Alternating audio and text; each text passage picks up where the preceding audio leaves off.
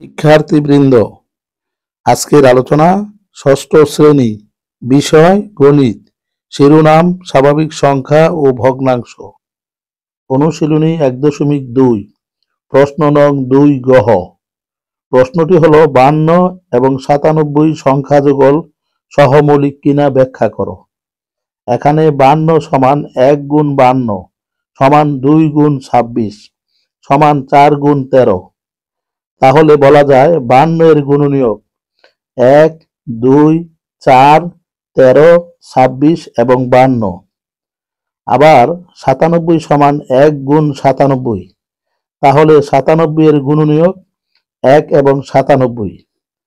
এখন 52 এবং 97 এই সংখ্যা দুইটির সাধারণ গুণনীয়ক নির্ণয় করার জন্য নিচের ছকটি ব্যবহার করা হয়। ছকটিতে প্রদত্ত সংখ্যা, গুণনীয়ক এবং সাধারণ গুণনীয়ক ব্যবহার করা হয়। এখানে 52 এর গুণনীয়ক 1, 2, 4, 13, 26 এবং 52 এবং 97 এর গুণনীয়ক 1 এবং 97। এখানে 52 এবং 97 এর সাধারণ গুণনীয়ক 1।